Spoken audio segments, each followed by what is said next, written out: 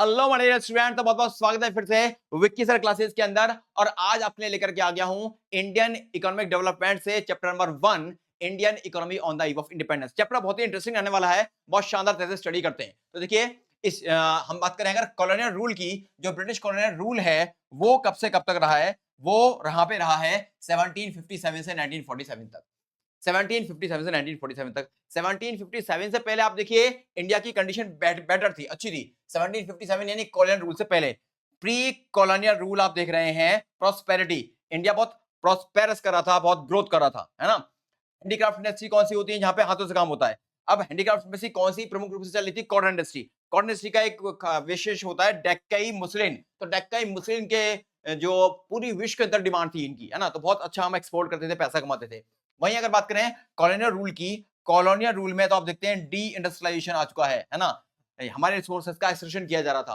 तो बेसिक बात यही है, इस चैप्टर के अंदर हम पूरी स्टडी करेंगे कि प्री ब्रिटिश पीरियड क्या रहा और ड्यूरिंग ब्रिटिश पीरियड क्या रहा है। अब आपको ये ध्यान रखने वाली बात इंपॉर्टेंट है कि इस चैप्टर की स्टडी हम कुछ सर्टेन पॉइंट्स के साथ में करने वाले हैं, जो 7 पॉइंट्स रहने वाले हैं। कितने हैं? 7 पॉइंट्स। अब वो 7 पॉइंट्स कौन कौन से हैं, उनको याद करने के लिए आप ऐसा बोल सकते हैं कि इस चैप्टर के अंदर 2 क्षण की स्टडी करेंगे, 2 सेक्टर की स्टडी करेंगे, 2 स्ट्रक्चर की स्टडी करेंगे और फॉरेन ट्रेड की स्टडी करेंगे। अब 2 क्षण कौन से हैं? 2 क्षण पहला कौन सा आ गया, इंट्रोडक्शन। दूसरा कौन सा आ गया, डेमोग्राफिक कंडीशन। 2 सेक्टर कौन से, एग्रीकल्चर सेक्टर, इंडस्ट्रियल सेक्टर। फिर 2 स्ट्रक्चर कौन से, ऑक्यूपेशनल स्ट्रक्चर और इंफ्रास्ट्रक्चर। और क्या रह गया, फॉरेन ट्रेड। तो इन 7 पॉइंट्स की स्टडी के साथ में इस चैप्टर को खत्म कर देंगे बहुत जल्दी के साथ में। अब देखिए, बात अगर करें इंट्रोडक्शन की, तो इंट्रोडक्शन में पहली बात आपको यह समझनी होगी कि ब्रिटेन हमें एक फीडर इकोनॉमी बना देना चाहता था। हम ब्रिटेन को फीड कराएं, है ना। ब्रिटेन हमें एक फीडर इकोनॉमी बना देना चाहता है। और ऐसा क्यों चाहता है, क्योंकि ब्रिटिश इंटरेस्ट को साधने के लिए वो प्रोटेक्शन की पॉलिसी और प्रमोशन की पॉलिसी को यूज करता था। ब्रिटेन प्रोटेक्ट करता था, प्रमोट करता था किसको, ब्रिटेन के इंटरेस्ट को। इसलिए वो हमारी इकोनॉमी को फीडर इकोनॉमी बना देना चाहता था। अब ये काम होगा कैसे, टू फोल्ड मोटिव इसके पीछे क्या है, क्या यहाँ देखिए इंडिया है, इंडिया के पास रॉ मटेरियल्स बहुत थे। अब रॉ मटेरियल्स इंडिया से जाए, और ये देखो एरो इधर आ रहा है, एरो इधर आ रहा है, यानी रॉ मटेरियल इंडिया से उठाया और ब्रिटेन पहुंचा, और कैसा, बहुत चीप रेट पे, बहुत ही चीप रेट पे, सस्ते दाम पे। फिर ब्रिटेन के अंदर क्या हुआ, मशीनों से गुड्स बनाए गए, और ये एरो इधर आ गया, ये फाइनल गुड्स हैं। फाइनल गुड्स इंडिया में आए, फाइनल गुड्स इंडिया में आए, और कैसे आए ये, एक्सपेंसिव। कैसे आए, एक्सपेंसिव, यानी कच्चा माल इंडिया से लिया, सस्ते दाम पे यहां पहुंच गया, यहाँ मशीनों से कपड़े बनाए और महंगे कपड़े इंडिया में आ गए। तो इससे क्या हो रहा था, इंडिया की इकोनॉमी का पूरा पूरा क्या हो रहा था, एक्सप्लॉयटेशन कहीं ना कहीं हो रहा था। वो आप देखेंगे। ओके जी, तो मेन क्या है, the fundamental purpose of Raj was not to development of the Indian economy. जो ब्रिटिश राज था उसका फंडामेंटल मोटिव इंडियन इकोनॉमी को development of the Indian economy नहीं था, ये नहीं था, but to transfer India into a supplier of raw material. Raw material का इंडिया को सप्लायर बना देना, and a consumer of finish industrial products. और ब्रिटेन में जो गुड्स बन रहे हैं उसका एक कंज्यूमर हम लोग बन जाएं, ये लोग यही चाहते थे। ओके जी, फिर देखिए, बात अगर करें कि 19 यानी कि ड्यूरिंग ब्रिटिश रूल क्या हमारे यहाँ पे कोई ग्रोथ हुआ, तो हमारे यहाँ पे ग्रोथ बिल्कुल भी नहीं हुआ है ना। अब देख रहे हैं इसको, aggregate real output, aggregate real output की अगर हम लोग बात कर रहे हैं, किसकी, एग्रीगेट रियल आउटपुट की, एग्रीगेट रियल आउटपुट, तो ग्रोथ लेस देन 2% है। कितनी, लेस देन 2%। वहीं पर कैपिटा इनकम की बात करें तो ग्रोथ ओनली कितनी है, 0.5%। पर कैपिटा इनकम 0.5%, और एग्रीगेट रियल आउटपुट को आप जीडीपी या नेशनल इनकम भी बोल सकते हो। नेशनल इनकम में जीडीपी कितना है, लेस देन 2%, और पर कैपिटा इनकम कितना है, 0.5%। वहीं अगर हम बात करें प्री बिफोर 1757 से पहले क्या कंडीशन थी, तो अब देख रहे हैं इंडिपेंडेंट एंड सेल्फ रिलायंट था इंडिया। फिर एग्रेरियन, एग्रेरियन का मतलब क्या होता है, एग्रीकल्चर इकोनॉमी, यानी हमारी इकोनॉमी एग्रीकल्चर इकोनॉमी थी। बहुत सारे लोग इंडिया में एग्रीकल्चर सेक्टर पे डिपेंड थे। और ग्लोबल मार्केट फॉर हैंडीक्राफ्ट, जो मैंने आपको पहले बताया, डेक्कई मुस्लिन की पूरे विश्व में डिमांड थी, तो हैंडीक्राफ्ट इंडस्ट्री हमारी बहुत तेजी से आगे जा रही थी। यानी 1757 से पहले 3 पॉइंट आ गए। एक क्या आ गया, हमारी इकोनॉमी सेल्फ रिलायंट थी, प्रॉस्पेरस थी। दूसरा पॉइंट एग्रेरियन इकोनॉमी, यानी हमारी इकोनॉमी एग्रीकल्चर इकोनॉमी थी। और तीसरा पॉइंट हैंडीक्राफ्ट में डेक्कई मुस्लिन का पूरे वर्ल्ड में बहुत सी डिमांड थी। लेकिन ड्यूरिंग ब्रिटिश रूल आप देख रहे हैं जो कंडीशन है वो बहुत ज्यादा कैसी हो चुकी है, खराब हो चुकी है। अब देखिए, आपको यहाँ पे ये ध्यान आपको रखना है जो इंपॉर्टेंट है कि ब्रिटेन ने तो हमारी नेशनल इनकम या पर कैपिटा इनकम मेजर करने के लिए कुछ किया ही नहीं था। कुछ इंडियंस ने इसके लिए कोशिश की, और वो इंडियंस कौन कौन से थे, वो 4-5 नाम है। वो नाम आपको कैसे याद हो जाएं, तो देखिए बड़े आराम से याद करा दूंगा। कैसे आपको एक सेंटेंस बोलना है, Naoroji Digby V K R V Rao, Rao Rao Rao, Rao से बना आर यानी आरसी देसाई, आपस में फ्रेंड्स यानी फिनले शिराज। कैसे बोलना sentence, Naoroji Digby V K R V Rao, Rao Rao Rao, Rao से बना आर यानी आरसी देसाई, आपस में फ्रेंड्स यानी फिनले शिराज। तो देखिए ये सारे नाम आपको देखने के लिए मिल जाएंगे यहाँ पे, क्या, दादाभाई नैरोजी, विलियम डिग्बी, ठीक है, V K R V Rao, R C Desai, आपस में फ्रेंड्स यानी फिनले शिराज। तो ये 5 नाम आपको जरूर याद करने हैं। इसमें आपको ध्यान रखना है, सबसे पहले दादाभाई नौरोजी ने मेजर किया है पर कैपिटा इनकम को, और साइंटिफिक स्टडी किसकी है, वीके आरवी राव की है। अगर वो पूछे साइंटिफिक स्टडी किसकी है, तो वीके आरवी राव, और सबसे पहले किसने किया है, दादाभाई नौरोजी ने। फिर से बिल्कुल simple, Naoroji Digby V K R V Rao, Rao Rao Rao, Rao से बना आर यानी आरसी देसाई, आपस में फ्रेंड्स यानी फिनले शिराज। तो ये 4-5 नाम आपको याद रखने हैं। ओके जी, फिर देखिए अब बात करें, हमने इंट्रोडक्शन खत्म कर दिया, हम आगे एग्रीकल्चर सेक्टर पे। एग्रीकल्चर सेक्टर में हमारा पहला पॉइंट क्या है, जमींदारी सिस्टम। क्योंकि हम लोग ब्रिटेन के जमीन पर खेती कर रहे थे, तो इसके लिए जो किसान था उसको एक लगान देना पड़ता था, रेंट भी कह सकते हैं। लगान या रेंट एक ही बात होती है ना, लगान या रेंट एक ही बात होती है। उसको लगान या रेंट देना पड़ता था, किसको, किसान को। ठीक है जी, तो लगान या रेंट किसको देना होता है, किसान को देना होता था। लेकिन देना कैसे होता था, अब ध्यान से इस चीज को देखिए। देखिए ये है ब्रिटिश गवर्नमेंट और ये है टिलर, इनके बीच में बैठा है जमींदार, इनके बीच में बैठा है जमींदार।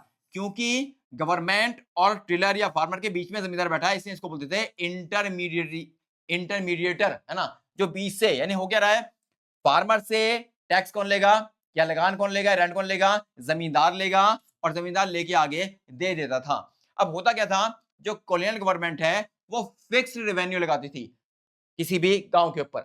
अब उस गांव से ये जमींदार क्या करता था, टैक्स लेता था और आगे सरकार को देता था। अब मान लो गवर्नमेंट ने कह दिया, ब्रिटिश गवर्नमेंट ने कह दिया कि हमें एक गांव से 1 लाख रुपए चाहिए, लेकिन जो जमींदार था ये 1 लाख नहीं लेता था, ये 1.5 लाख लेता था। अब वहां आगे कितना देना है, 1 लाख, लेकिन किसान से कितना ले लिया, 1.5 लाख। तो अल्टीमेटली क्या हो रहा है, किसान का एक्सप्लॉयटेशन हो रहा है। अब देख रहे हैं किसान का बहुत ज्यादा क्या हो रहा है, एक्सप्लॉयटेशन। क्योंकि सरकार ने तो इतना फिक्स कर दिया, सरकार ने कह दिया 1 लाख, तो फिर 1 लाख ही चाहिए सरकार को। लेकिन जमींदार क्या करते थे, जितना सरकार ने फिक्स किया उससे ज्यादा ये किसानों से लेते थे, और उस जो फालतू धन लेते थे अपने अय्याशों के लिए उनको यूज करते थे। तो बिल्कुल सिंपल है, जो लगान है वो जमींदार कलेक्ट कर रहा है। अब अगर क्रॉप का फेलियर हो जाए तो भी ये लगान लेते थे जमींदार, और वैसा क्यों करते थे, क्योंकि अगर वो ऐसा नहीं करेंगे तो ब्रिटिश गवर्नमेंट उनसे जमींदारी का जो अधिकार है वो छीन लेती थी। तो under zamindari system, profits accruing out of agriculture sector went to zamindar in the form of लगान। ये बिल्कुल क्लियर है। ओके जी, आगे देखते हैं। फिर देखिए दूसरा पॉइंट आता है एग्रीकल्चर सेक्टर के अंदर, कमर्शियलाइजेशन। अब कमर्शियलाइजेशन का मतलब क्या है, production for market rather than self consumption. Production करना है किसके लिए, मार्केट के लिए, रादर देन सेल्फ कंजम्पशन। अपने कंजम्पशन के लिए नहीं बनाना है, बल्कि मार्केट के लिए प्रोडक्शन करना है। अब कमर्शियलाइजेशन मतलब क्या, कैश क्रॉप्स का प्रोडक्शन किया जाएगा, किसका, कैश क्रॉप का प्रोडक्शन किया जाएगा, और जो फूड क्रॉप्स है उनका प्रोडक्शन नहीं किया जाएगा। यानी कहीं ना कहीं फूड सिक्योरिटी दिक्कत में आ गई, क्योंकि कैश क्रॉप्स का प्रोडक्शन कर रहे हैं। अब ऐसा क्यों हो रहा था, ध्यान से देखिए, समझिए जरा। ब्रिटिश गवर्नमेंट कैश क्रॉप्स के लिए हाई प्राइस दे रही थी। अब ऐसा हुआ तो फार्मर स्विच कर गए कैश क्रॉप के प्रोडक्शन पे। अब ऐसा हुआ तो फूड ग्रेन की क्या हो गई, स्केर्सिटी हो गई, और इसकी वजह से फ्रीक्वेंट फेमाइंस, भुखमरी आ गई। तो ये क्वेश्चन आता है आपको कि कमर्शियलाइजेशन ऑफ एग्रीकल्चर की वजह से फेमाइंस हुए, तो पूरा आपको समझा के आना है कि कमर्शियलाइजेशन का मतलब क्या है, production for market rather than self consumption. फिर हुआ क्या, ब्रिटेन के लोग हाई प्राइस दे रहे हैं कैश क्रॉप के लिए, इससे फार्मर स्विच कर गए कैश क्रॉप के प्रोडक्शन पे, इससे फूड ग्रेन की स्केर्सिटी हो गई, और इसी वजह से क्या हो गया, फ्रीक्वेंट फेमाइंस हुए। अब ये भी आपको ध्यान रखना है कि फूड क्रॉप्स में कौन से आते हैं, राइस और व्हीट आते हैं। यहाँ पर देखिए आपको पूरा सिस्टम, अगर कैश क्रॉप्स की बात कराएं तो यहाँ पे क्या है, इंडिगो की बात करेंगे, जूट की बात करेंगे, कॉटन की बात करेंगे, शुगर केन की बात करेंगे। यानी कैश क्रॉप जो मार्केट में सेल की जाती हैं, फूड क्रॉप्स जिनको हम कंज्यूम करते हैं या खाते हैं। अब देखिए ये तराजू है, और यहाँ पर आप देख रहे हैं ये चीज ऊपर चली गई है और चीजें नीचे आ गई है। यानी क्या, ये वाला पार्ट ज्यादा हो रहा है, यानी फार्मर्स कैश क्रॉप्स उगा रहे हैं, क्योंकि वाला पार्ट नीचे चला गया है, ये वाला पार्ट उल्टा हो गया है, तो इसकी क्या हो गई है, कमी हो गई है। तो बिल्कुल सारी बात आपको आराम से समझ में आई होगी। अब देखिए आगे की कहानी फिर क्या आ गया। अब एग्रीकल्चर सेक्टर के अंदर हम बात करें तो हमें एक पॉइंट और करना है एग्रीकल्चर सेक्टर के अंदर, और वो है क्या, वो है point dear partition of the country. Partition of the country, अब ये भी पॉइंट एग्रीकल्चर सेक्टर में आना चाहिए। पार्टीशन ऑफ द कंट्री में हुआ क्या, जो हाईली इरिगेटेड और फर्टाइल लैंड है वो पाकिस्तान को चली गई, तो ये एक दिक्कत आ गई इंडिया के लिए। हाईली इरिगेटेड मींस जहां पे सिंचाई बहुत ज्यादा होती है, और फर्टाइल जहां पे उपजाऊपन बहुत अच्छा होता है, तो ये एरिया कहां चला गया, सीधा सीधा पाकिस्तान को चला गया। और जो जूट प्रोड्यूसिंग एरिया है वो कहां चला गया, ईस्ट पाकिस्तान, जो बाद में बांग्लादेश बन गया, वहां चला गया। तो इससे हुआ क्या, इंडिया को एग्रीकल्चर में दिक्कत आ गई, क्योंकि हाईली इरिगेटेड और फर्टाइल लैंड तो कहां चली गई है, पाकिस्तान को चली गई, और जो जूट प्रोड्यूसिंग एरिया है वो कहां चला गया, ईस्ट पाकिस्तान, जो बाद में बांग्लादेश बन गया, वहां चला गया। तो इससे जूट इंडस्ट्री बहुत ज्यादा सफर करने लगी। तो अगर पार्टीशन ऑफ द कंट्री का रूल आता है एग्रीकल्चर में, तो वो भी आप आराम से लिख करके आ सकते हैं। ओके, अब बात करेंगे एग्रीकल्चर सेक्टर की बात हमने खत्म कर दी है। अब बात करेंगे हम किसकी, इंडस्ट्रियल सेक्टर की। किसकी बात की जाएगी, इंडस्ट्रियल सेक्टर की बात की जाएगी। तो इंडस्ट्रियल सेक्टर में बात करें तो सबसे पहले आता है डी इंडस्ट्रियलाइजेशन। क्या आता है, डी इंडस्ट्रियलाइजेशन। अब इंडस्ट्रियलाइजेशन का मतलब क्या होता है, इंडस्ट्रीज को लगाना, लेकिन वहीं डी इंडस्ट्रियलाइजेशन क्या हो गया, इंडस्ट्रीज को हटाना। अब क्यों हटाई जाएंगी इंडस्ट्रीज, क्योंकि इंडिया की कॉटन इंडस्ट्रीज बहुत अच्छा पूरे वर्ल्ड में फेमस थी। तो अंग्रेजों ने कहा कि जब तक इनकी इंडस्ट्रीज को डेक्लाइन नहीं करेंगे तो फिर हमें कच्चा माल कैसे मिलेगा, हमारे तैयार माल यहाँ के सेल कैसे होंगे। तो उन्होंने डिसाइड किया कि इंडिया में जो हैंडीक्राफ्ट की इंडस्ट्रीज टॉप पे चल रही हैं उनको हम डेक्लाइन करेंगे, है ना। तो डी इंडस्ट्रियल बिल्कुल सिंपल है, decline of Indian handicraft industry. अब डेक्लाइन हो क्यों गई, तो रीजन क्या आता है, डिस्क्रिमिनेटरी टैरिफ पॉलिसी की वजह से। इंडिया की जो इतनी बढ़िया इंडस्ट्रीज थी वो डेक्लाइन क्यों हो गई यहाँ के, किसकी वजह से, डिस्क्रिमिनेटरी टैरिफ पॉलिसी। अब डिस्क्रिमिनेशन का मतलब क्या होता है, भेदभाव। टैरिफ मींस क्या हो गया, कर, यानी कर की पॉलिसी में भेदभाव था। कैसे था भेदभाव, ध्यान से देखिए। देखिए रॉ मटेरियल्स ये जहाज में भर के कहां जा रहे हैं, ये इंडिया का गेट है, निकले और ये पहुंच गए ब्रिटेन। कहां पहुंच गए, ब्रिटेन। अब ये गेट खुला हुआ है, यानी इन पे कोई टैक्स नहीं है। ये जो गेट खुला हुआ है इसका मतलब क्या है, टैक्स नहीं है, टैक्स नहीं है, गेट खुला हुआ है, और ये ब्रिटेन में पहुंच गए। अब ब्रिटेन से तैयार माल ब्रिटेन की फैक्ट्रियों में, ब्रिटेन की फैक्ट्री के अंदर माल तैयार हुआ और बाहर निकल रहा है, यहां भी कोई टैक्स नहीं है, तो ये तैयार माल इंडिया आ गया। यानी ये भी ट्रेड फ्री है और टैरिफ फ्री है, और ये भी टैरिफ फ्री है। यानी जब कच्चा माल इंडिया से ब्रिटेन जा रहा है तो कोई टैक्स नहीं है, और तैयार माल ब्रिटेन से इंडिया आ रहा है तो कोई टैक्स नहीं है। लेकिन इंडियन हैंडीक्राफ्ट इंडस्ट्रीज जब बाहर जा रही हैं, यानी इंडिया का हैंडीक्राफ्ट गुड्स जब बाहर जा रहा है, इंग्लैंड जा रहा है, तो उस पे हैवी ड्यूटी इंपोज। देखिए ये दीवार खड़ी कर दी गई है, इसका मतलब क्या है कि बैरियर है ना, ये यहां से बाहर नहीं जा पा रहा, क्योंकि बैरियर लगा दिया गया, किसका, हैवी ड्यूटी इंपोज, टैक्स बहुत ज्यादा लगा दिया गया। तो यानी क्या हुआ, डिस्क्रिमिनेशन हो गया कि यहां से कच्चा माल ब्रिटेन जा रहा है कोई टैक्स नहीं, ब्रिटेन से तैयार माल लेने आ रहा है हैवी, कोई टैक्स नहीं है। लेकिन अगर इंडिया के हैंडीक्राफ्ट गुड्स ब्रिटेन जा रहे हैं तो उस पर हैवी टैक्सेशन है, तो ये है डिस्क्रिमिनेशन, और इसी वजह से इंडियन हैंडीक्राफ्ट इंडस्ट्रीज क्या हो गई, डिक्लाइन हो गई। अब इसका प्रभाव क्या हुआ, इसका प्रभाव ये हुआ massive unemployment of artisans. Artisans का जो, यानी इंडियन हैंडीक्राफ्ट इंडस्ट्रीज में काम कर रहे थे आर्टिस्ट, उनको पास क्या आ गया, अनएम्प्लॉयमेंट आ गया, वो बेरोजगार हो गए। अब और क्या हुआ, ओवर क्राउडिंग इन एग्रीकल्चर, क्योंकि ये लोग जब बेरोजगार हुए तो ये जबरदस्ती कहां घुस गए, खेती के अंदर घुस गए। अब खेती के अंदर घुस तो गए, लेकिन खेती में रिक्वायरमेंट ही नहीं थी। अब जब रिक्वायरमेंट नहीं है तो वहां पे क्या गया, डिस्गाइज अनएम्प्लॉयमेंट आ गया। क्या गया, डिस्गाइज अनएम्प्लॉयमेंट।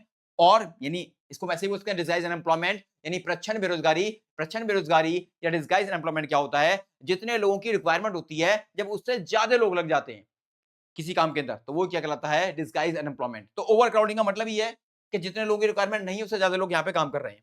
और क्या हो गया, Indian market captured by British goods. और क्या हुआ, इंडियन मार्केट को कैप्चर कर लिया किसने, ब्रिटेन के गुड्स ने, क्योंकि लोग गुड्स तो यूज करेंगे, लेकिन इंडियन हैंडीक्राफ्ट इंडस्ट्री में तो गुड्स बन ही नहीं रहे हैं, तो फिर कौन से यूज कर रहे हैं, ब्रिटेन की इंडस्ट्री के गुड्स वो यूज कर रहे हैं। तो सारी बात आपको समझ में कहीं ना कहीं आई होगी। ओके जी, फिर देखिए आगे देखिए, अगर हम इंडस्ट्रियल सेक्टर में बात करें तो दूसरा पॉइंट क्या था, lack of capital goods industries. Bharat में अंग्रेजों ने कैपिटल गुड्स इंडस्ट्रीज तो लगने ही नहीं दी, क्योंकि अंग्रेज चाहते थे कि बड़ी बड़ी हैवी मशीनों के लिए इंडिया हमेशा ब्रिटेन पे डिपेंडेंट रहे। हाँ फिर भी कुछ मशीन लगी हैं, तो मशीन कौन सी लगी हैं, अब देखिए कॉटन टेक्सटाइल्स मिल्स लगी हैं महाराष्ट्र और गुजरात में, और ये मिल को चलाने वाले इंडियंस थे। ये आप ध्यान रखेंगे, क्वेश्चन आपको आ जाता है कॉटन टेक्स मिल्स को कौन चला रहे थे, तो इंडियंस चला रहे थे। और कहां पे? महाराष्ट्र और गुजरात के अंदर। वहीं अगर जूट इंडस्ट्रीज की बात करें तो इसको ब्रिटिशर्स चला रहे थे, फॉरेनर्स चला रहे थे, और ये कहां पे हैं? बंगाल के अंदर लगी है ना। हमने कहा लैक ऑफ कैपिटल गुड्स, यानी कैपिटल गुड्स तो लगने ही नहीं दी, क्योंकि वो चाहते थे कि हम इंग्लैंड पर डिपेंड रहे। कुछ इंडस्ट्रीज लगी, कैपिटल नहीं, कुछ इंडस्ट्रीज लगी। कौन कौन सी? एक लगी कॉटन, कुछ कॉटन की लगी, कहां पे? महाराष्ट्र गुजरात में, लेकिन कुछ आने वाले इंडियंस थे। और कुछ लगी जूट की, और कहां लगी? बंगाल में लगी। इनको चलाने वाले फॉरेनर्स थे। जो मेन आया है TISCO, Tata iron steel company 1907 में जमशेदपुर झारखंड में। जमशेदपुर अब झारखंड में है, ये आप ध्यान रखेंगे, है ना। 1907 में टिस्को, ये आपको ध्यान रखना है, ये बहुत ही इंपॉर्टेंट बात यहां पे आ चुकी है। ओके जी, फिर देखिए आगे बात करें अगर क्या, अब ट्रेड की बात करें, एग्रीकल्चर सेक्टर की बात कर ली हमने, किसी बात करी इंडस्ट्रियल सेक्टर की बात कर ली, अब किसी में फॉरेन ट्रेड की बात हम लोग करेंगे। तो जब हम फॉरेन ट्रेड की बात करते हैं तो फॉरेन ट्रेड मतलब ट्रेड का मतलब क्या है? सेल परचेज करना, और फॉरेन ट्रेड तो विदेशों से सेल परचेज करना। अब देखिए यहाँ पे तीन बातें आती हैं। एक तो क्या कि उसकी डायरेक्शन क्या है, हम किस देश से या किन देशों से ट्रेड कर रहे थे, सेल परचेज कर रहे थे, फिर उसका कंपोजिशन किन चीजों का कर रहे थे, और फिर जब वो हुआ तो हमारा ट्रेड सरप्लस रहा या डेफिसिट रहा। तो देखिए 3 पॉइंट के साथ में इसकी स्टडी करेंगे। पहली बात क्या आती है? डायरेक्शन क्या था, direction of Indian foreign trade. तो आप देख रहे हैं 50% से ज्यादा ब्रिटेन से ही हो रहा है, रेस्ट्रिक्टेड टू ब्रिटेन। 50% से ज्यादा क्या कर रहे हैं? ब्रिटेन से कर रहे हैं। और 50% से कम बाकी देशों से हो रहा है। वो कौन से हैं? चाइना है, सिलोन है, श्रीलंका है, पर्सिया है। पर्सिया को ईरान भी कहते हैं, है ना। तो पहला पॉइंट क्या आया कि डायरेक्शन क्या थी उसकी? तो डायरेक्शन क्या थी? 50% से ज्यादा ब्रिटेन से हो रहा है, 50% से कम कहां का हो रहा है? चाइना, सिलोन या श्रीलंका, और पर्सिया को ही क्या करते हैं? ईरान कहते हैं। अब सवाल ये, चलो हो तो ऐसा रहा है, तो इसका कंपोजिशन क्या था? इसका कंपोजिशन क्या था? देखिए बिल्कुल सिंपल है, भारत से तो कच्चा माल जा रहा था, यानी क्या? रॉ सिल्क जा रहा था, रॉ वूल जा रहा था, रॉ कॉटन जा रहा था। और इससे हुआ क्या? तैयार बनेंगे, फिनिश गुड्स बनेंगे। तो हमने कहा रॉ सिल्क भेजा, तो क्या आ गए? फाइनल गुड्स आ गए, रॉ के फाइनल गुड्स आ गए, है ना। यानी क्या? हमने भेजा raw silk, raw cotton, raw wool, और वहां से क्या है? फिनिश कंज्यूमर गुड्स, यानी क्या? कॉटन, सिल्क, वूलन, क्लोथ्स आ गए। कॉटन वूलन, सिल्क, क्लोथ वहां से बन करके आ गए। हम कच्चा माल का निर्यात कर रहे हैं और एक्सपोर्ट कर रहे हैं, और वहां से तैयार माल यहाँ पे आ रहा है। तो ये आपने देखा बहुत आराम से। और हम शुगर, इंडिको और जूट का भी क्या कर रहे थे? एक्सपोर्ट कर रहे थे। तो एक्सपोर्ट किसका कर रहे थे? रॉ सिल्क का, रॉ कॉटन का, रॉ वूल का, शुगर का, इंडिको का, जूट का, ये कैश क्रॉप्स हैं। फिर इंपोर्ट कर रहे थे फाइनल गुड्स का, यानी जो हमने रॉ सिल्क भेजा उससे सिल्क क्लोथ बन के आ गए, जो हमने रॉ कॉटन भेजा उसे कॉटन क्लोथ बन के आ गए, जो हमने रॉ वूल भेजा उसे वूल क्लोथ बनकर आ गए। तो आराम से आप याद कर सकते हैं।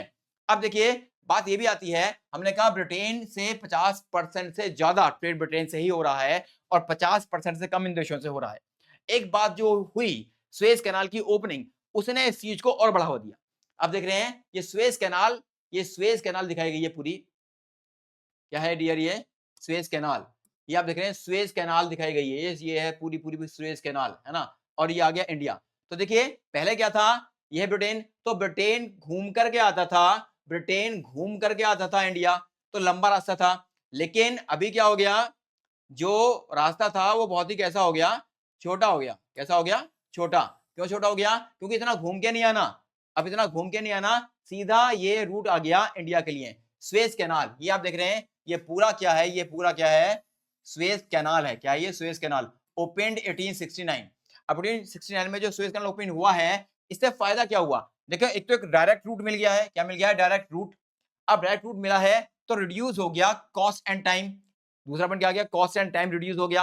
और इंडियन मार्केट में आना कैसा हो गया? आसान हो गया। Access to Indian market easier. तो वो क्वेश्चन एग्जाम में आपसे ये पूछ सकता है कि सुएज कैनाल की ओपनिंग से क्या क्या फायदे हुए, या सुएज कैनाल की ओपनिंग के द्वारा क्यों ब्रिटेन से ट्रेड हमारा और ज्यादा हुआ। तो पहला पॉइंट डायरेक्ट रूट मिल गया, दूसरा पॉइंट अगर डायरेक्ट रूट मिला है तो टाइम एंड कॉस्ट कम हो गया, और तीसरी बात इंडियन मार्केट में आना कैसा हो गया? आसान हो गया। ओके जी, फिर देखिए एक पॉइंट यहाँ पे लास्ट आता है फॉरेन ट्रेड की बात करें हम अगर, तो ड्रेन थ्योरी। अब देखिए किसी भी देश का जब हम एक्सपोर्ट इंपोर्ट कर रहे होते हैं, अगर उसका ट्रेड बैलेंस हमें निकालना है, क्या निकालना है? हमें निकालना है ट्रेड बैलेंस। तो कैसे निकालते हैं? Value of export minus value of import. Export की वैल्यू में से इंपोर्ट की वैल्यू माइनस करते हैं। अगर ये प्लस आता है तो किसी भी देश का ट्रेड सरप्लस होता है। कैसा होता है? सरप्लस। अगर ये माइनस में आएगा तो डेफिसिट होगा।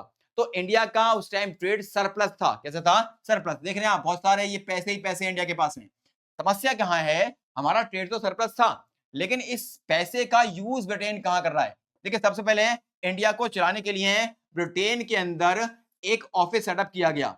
इंडिया को चलाने के लिए ब्रिटेन के अंदर एक ऑफिस सेटअप किया गया है ना, एक ऑफिस बनाया गया है ये। अब इस ऑफिस के एक्सपेंसेस, ऑफिस एक्सपेंसेस, वो इसी सरप्लस से किए जा रहे थे, इसी सरप्लस से किए जा रहे थे। वहीं ब्रिटेन बहुत ज्यादा युद्ध लड़ रहा था, क्योंकि ब्रिटेन और देशों पर भी कब्जा करना चाहता था। इस युद्ध में जो खर्चे आए वो भी इसी पैसे से हो रहे थे, वो भी इसी पैसे से हो रहे थे। फिर ब्रिटेन जो इनविजिबल आइटम्स का इंपोर्ट कर रहा था वो भी इसी पैसे से हो रहा था। यानी हमारा जो ट्रेड बैलेंस था सरप्लस था, लेकिन उस सरप्लस फंड्स का यूज ब्रिटेन अपने लिए कर रहा था। कैसे कैसे हो गया? एक ऑफिस सेटअप जो इंडिया को चलाने के लिए किया गया, उसके लिए एक्सपेंसेस इसी पैसे किए जा रहे हैं। फिर वो जो भी वार लड़ाई लड़ रहा है उसका भी इसी पैसे से उपयोग, यानी उसके लिए जो गन्स बम चाहिए वो इसी पैसे से आ रहे हैं। और इंडिया में जो इनविजिबल देख रहे हैं, जहाज वहाज, ये सब इनविजिबल जो सर्विसेज इंपोर्ट की जा रही हैं वो भी इसी पैसे से किया जा रहा है। तो क्वेश्चन ऑफ एग्जाम को आ सकता है कि ड्रेन ऑफ वेल्थ का मतलब क्या है? यानी इंडिया की वेल्थ का बाहर जाना। और इंडिया की वेल्थ तीन तरह से बाहर जा रही थी।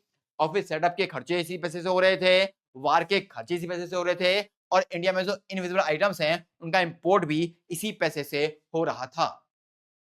ओके जी। फिर अब देखिए डेमोग्राफिक्स। अब डेमोग्राफी का मतलब क्या होता है? पॉपुलेशन। क्या मतलब होता है? पॉपुलेशन। यानी पॉपुलेशन में कौन कौन से कंसेप्ट की बात की जाएगी। तो देखिए, आपको ध्यान रखना है, डेमोग्राफिक्स में बर्थ रेट इंडिया का 40 था, डेथ रेट 40, बर्थ रेट 48 और डेथ रेट 40। ओके, फिर क्या है? लिटरेसी रेट, यानी पढ़े लिखे लोग कितने थे? तो 16% से कम था, और फीमेल का तो और भी कम था, 7%। वहीं इन्फेंट मोर्टिलिटी रेट की बात करें, इन्फेंट मोर्टिलिटी रेट क्या होता है? इन्फेंट कौन होता है? शिशु, यानी ऐसे शिशु जो 1 ईयर की एज से पहले ही मर जा रहे थे। Number of children, number of infant died before reaching 1 year of age, वही क्या होता है? Infant mortality rate. तो वो कितना था? 218 था। अब आज के टाइम में 27, यानी कितना कम हो गया। वहीं लाइफ एक्सपेक्टेंसी की बात करें, उस टाइम 32 ईयर्स थी और आज 69 है। आज कितनी है? 69।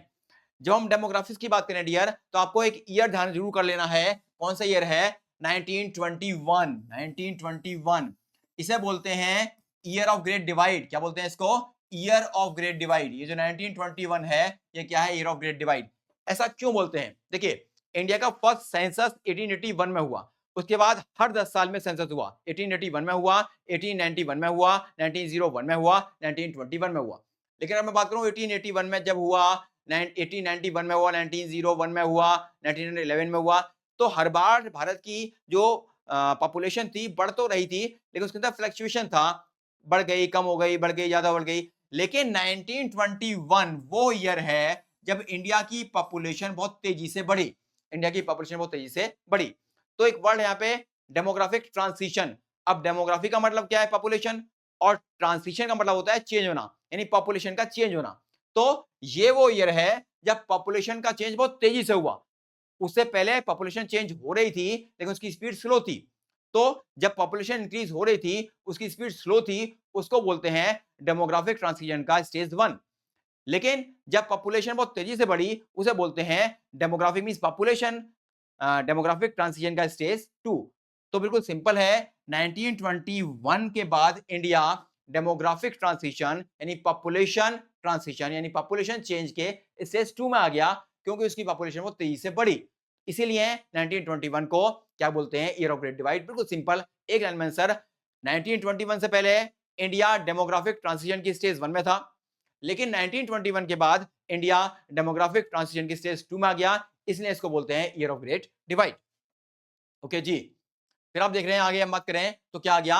Occupational structure. ऑक्यूपेशनल स्ट्रक्चर कैसा था? स्टैग्नेंट था। जैसे एग्रीकल्चर स्टैग्नेंट था, तो ये भी कैसा था? स्टैग्नेंट। अब इसके फीचर आपसे पूछे जाएं तो दो फीचर हैं। Pre dominance of agriculture sector. Pre dominance, देखिए सबसे ज्यादा लोग कहां लगे हैं? 70 से 75% लोग एग्रीकल्चर में ही लगे हैं, तो सबसे ज्यादा कहां पे हो गया एग्रीकल्चर में, तो कैसे अमाउंट बनाएंगे, प्रीडोमिनेंस ऑफ एग्रीकल्चर सेक्टर। यहाँ पे मैन्युफैक्चरिंग में कितने आ गए 10%, और बात करें सर्विस के अंदर कितने आ गए 15 to 20%। तो यहां से हेडिंग बना लिया प्रीडोमिनेंस ऑफ एग्रीकल्चर सेक्टर।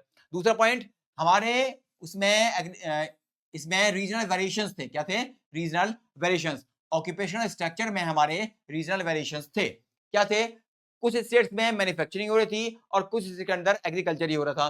तो वो कौन से स्टेट थे जहां पे मैन्युफैक्चरिंग हो रही थी, तो बॉम्बे, बंगाल और साथ में मद्रास। बॉम्बे बॉम्बे बंगाल मद्रास, बॉम्बे बंगाल मद्रास में मैन्युफैक्चरिंग चल रहा था। तो फिर एग्रीकल्चर कहां हो रहा था, एग्रीकल्चर कहां हो रहा था, पंजाब, राजस्थान और उड़ीसा के अंदर।